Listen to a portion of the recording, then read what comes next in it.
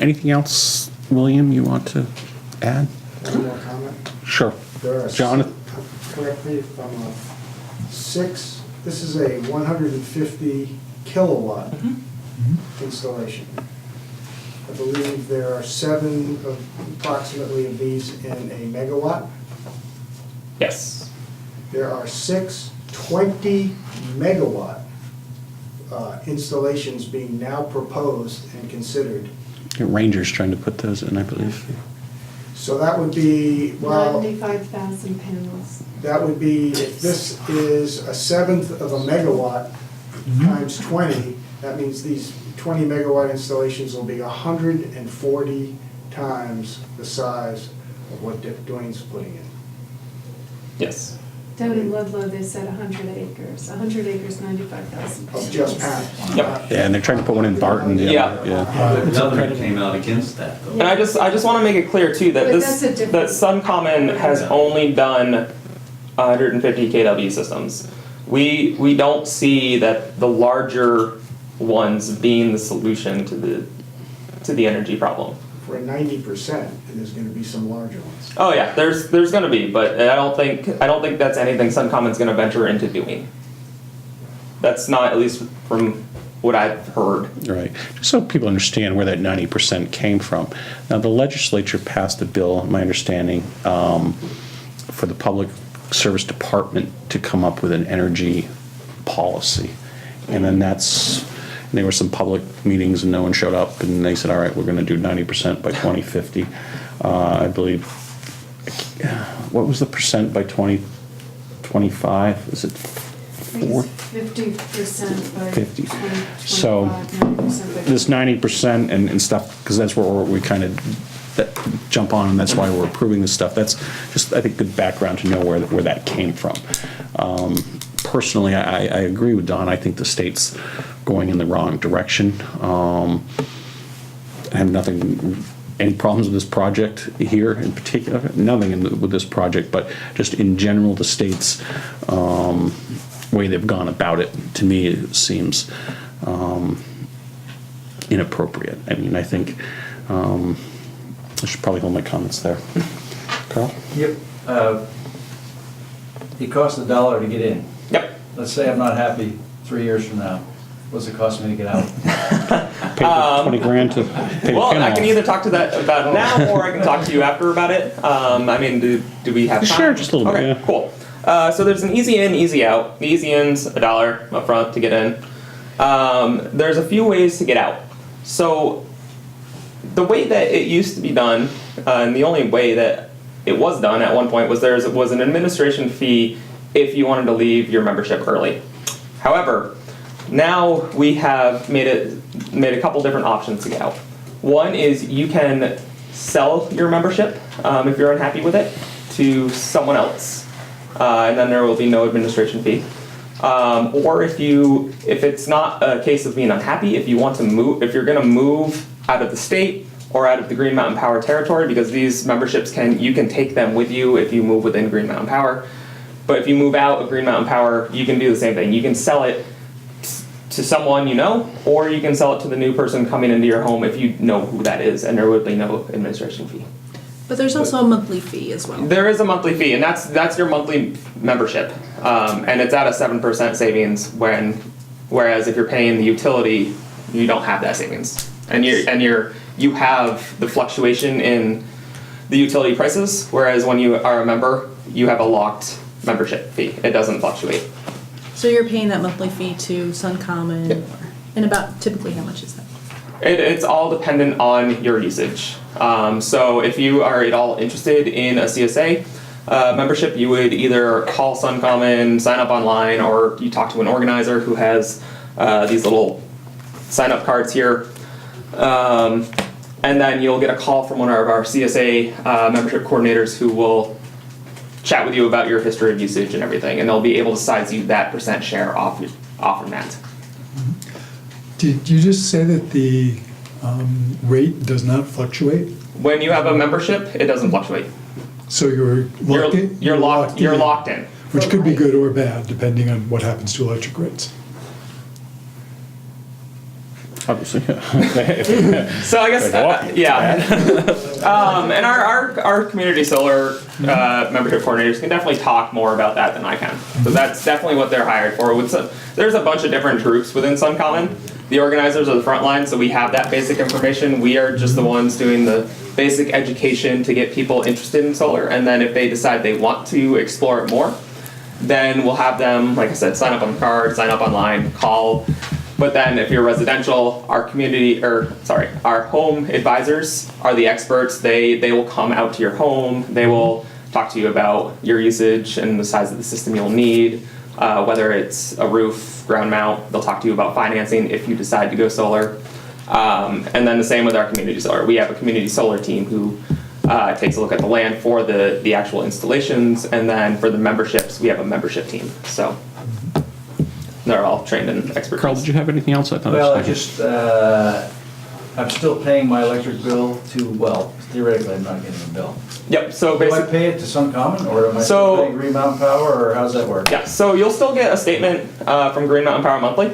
So you'll either see you'll see a credit on there. You'll see like a negative number. That means that you are actually getting more, or you're producing more to the grid than you're pulling. But then you'll get a monthly membership statement from Suncommon, and that's what you should pay. So you're paying to Suncommon, but then you're paying less to Green Mountain, is that right? Well, you may not even be paying any to Green Mountain. It really depends. So when we size you a percent share, we size it to what your average would be. So if you increase your energy usage, you may end up paying Green Mountain Power a small sum. So we can't always get the membership percent doesn't automatically fluctuate with your usage. So we try to get it as close as we possibly can to what you normally would use. There are opportunities though to increase your percentage if you are planning on like adding a new addition to your house, or if you had like or getting a hot tub or an electric vehicle or something. We also talk to you about that stuff on the phone. Karen, do you have, then we'll Yeah. try to, So if I may, to the larger issue Sure. of the voice that towns don't have, we do expect that there'll be legislation again this year. I'm part of the solar siting panel that's been working over the summer to look at issues around siting and around the state that towns are, every time there's a sizable proposal in a town, they realize how much voice they don't have. So I would really urge you to talk to our legislators about the issue. And the other thing is that the town of Rutland last year started a drive for towns to adopt resolutions about solar power and having more say. There's 50-some towns that have signed it, and I can send you the list, and I can send you the resolution if you're interested. why don't you do that, send it on the show. I think that'd be helpful, so. So, is the planning commission, you're not going to be hearing from William before your next meeting, or do you have? Supposed to come to our meeting, but. I understand that. It got Right. out. So you guys will not be making a comment Well, our then? meeting is next Tuesday, and the deadline is next Wednesday. Wednesday, so. Because, I mean, we could try to write a letter that, I mean, I think what we should probably do is include the same comment that we'd like to see a commitment to decommissioning at this point. But again, because we don't have an adopted plan, I don't think they're gonna, and you know, they've turned down, I think, 2 solar proposals that have come before them. Is it, are there more than that now? No, I don't know that number, Oh. but I just wanted to point out that our existing town plan does have, while there isn't anything really on solar siting, it does talk about what's considered scenic and what's historic, But it's etc. expired, it's been expired for 2 years. So we don't have a town plan at all. We don't have a town plan right now. And your hearing for this is, I think, the 4th? Yes. 4th of January, yeah. Mhm. So as of the 4th or the 5th, we will have a town plan, but that's after this happens. But again, I think we've all said it here, or a few of us, it doesn't really matter what the towns No, say. they don't. It really, it doesn't. And even if you have it in there, the public service board can do Right, I mean, they can just say, well, the public good, and there you go. yeah. Which is actually, I'd just like to say, it's nothing against this project, it's this situation, the larger situation is just completely disrespectful of municipal government. It is, yeah. Yeah, just reading from what's, you've said, it's been in the news now for several years, and some of the issues that some towns have gone through. I think my recommendation would be now we've heard some things, we're gonna get some answers to some questions in the next day or so. But I think it would be in the best interest for the town is if the select board does intervene with a concern on the decommissioning.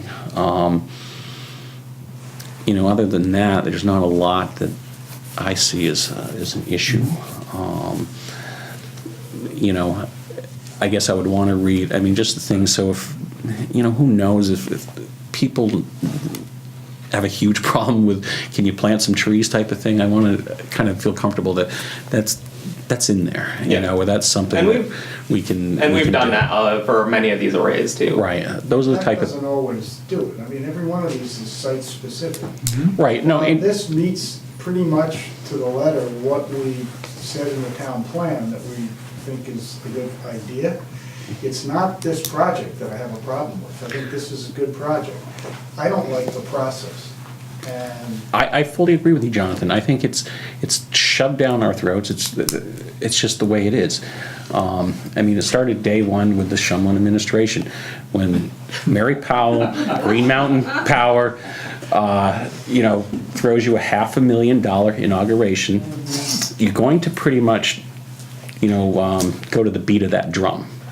And your biggest contributors are, look where they are to those campaigns. They're all energy, Green Mountain Power, Blittersdorf. So that's what you're fighting against. let's take 10 minutes and bash Shumlin. Let's get to 140, Act 148. Oh, we could go on forever. That's why I said I want to hold my comments. Probably see them Thursday morning, but that's okay. Carl? Just so I understand how good government works, I don't have a problem with this project, okay? I just don't understand why you felt you had to go forward at an accelerated rate without following the normal procedure. It was because of that 50 slots that were left that Green Mountain Power has applied for. But it sounds as if they can just keep expanding. There's Or is there legislative action required to expand that, or what's? What's coming is there's a new governor coming, okay? Yeah. And so that new governor will be appointing a new head of the Public Service Board 4 months after his So it's a inauguration. matter of subsidies we're talking about here? Yes, it is. This is not about, this is not about, State. this is not about green energy here. And that's why the question with the renewable energy credits. Right. Green Mountain Power sells all those to Connecticut and Massachusetts so that companies down there are polluting can continue to do that. Right. That's how it works. Right. So, are there other companies competing with you to try to secure some of these 50 slots? Yeah, so there's what, over 70 different groups that do some type of solar in Vermont, whether it be like one project a year. So there are local and there are outside state companies who are trying to also get a raise into this 50 amount. So you're trying to get your share of the pie? Well, but what we're aiming to do, since we are a local benefit company, is we are aiming to keep that energy local. People are actually benefiting from these arrays. So that's what we're really trying to do here. Thanks. So tomorrow could you just read off the questions just to Yeah, make sure? I was actually just going to make sure I had them all here. So we want to, it's the decommissioning. Just going to rewrite all these out so I can actually read them. Then what happens with the renewable energy credits? Let's see. You want me to double check on the historical and wetland site? And then, Also impervious surfaces, which is Yes. different from wetlands. so impervious surfaces. Jonathan, what was the question you had on the financials that was Well, I asked about the, who is paying for the actual installation, because if the offset is equal Right. to the plus. Okay, so we got that answered then. Well, there's Didn't know. tax credits Did we- too, there's federal tax credits. Mhm, which are also So it's expiring. smoke mirrors Investors are and- taking. Yeah, so the federal tax credit really applies to the homeowner when we do our residential. Okay, So that's one big thing we push with our financial package, is that the homeowner benefits from the federal tax incentive when they go solar. It pays for 30% of their overall systems. So that's where that comes in. So what happens with the renewable energy credit, the decommissioning, impervious surfaces, wetlands, and historical sites. And then the decommissioning language as well. Yeah. But Jonathan did have a financial question that wasn't answered. Sorry? You had a question on finances that wasn't answered, that we were gonna get more information on. I just don't exactly remember what it was. It all came so fast and furious. I mean, part of this, I mean, you made a reference to it a minute ago, that, well, the customer's usage may vary, so if you're using more electricity, it may, but a lot of it has to do with how much these things produce. If it's a cloudy month, so it's not a constant number that you're gonna be getting. That's true. And what happens, like, if there's an installation down in Sharon, you can see it off I-89, and I don't know, it looks like it could be 5 acres or something, I don't know. I mean, I think it's an appropriate spot for that, even though it's kind of amazing. What happens when that's under 2 feet of snow? Yep. So we all take that in consideration with these things.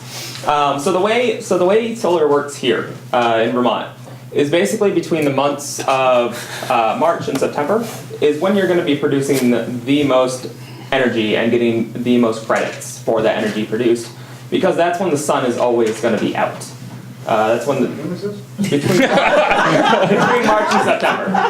So as soon as the first, You must be out of town. that's the idea when the sun's supposed to be out the most. But I'm writing too. I'll give you graphs.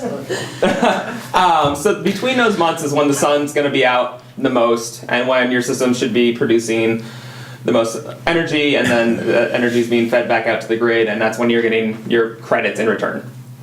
During the winter months, kind of like what we've seen in the last couple days, when it's rainy, cloudy, well, when it's cloudy, you're still generating some power, but when it's covered in snow, you're not going to be generating any because it's covered in snow.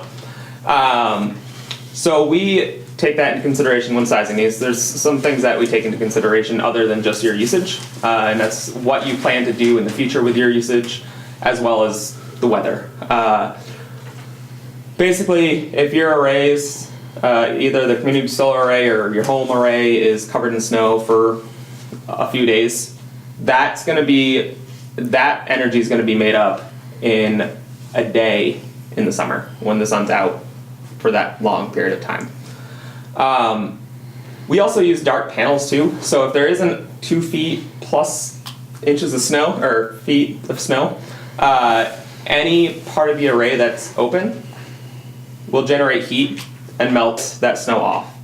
So will you not get your credit in the wintertime, or as much? you still get credit, but just not as much. And that's why when you generate more power in the summer, your credits actually bank up and carry through the winter to get you through those winter months.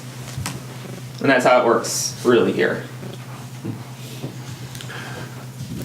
All right, so any other questions for William or Suncommon? So we will hear back from you in the next day or so. If we come up with anything else, is it okay to go ahead? Shoot me an email.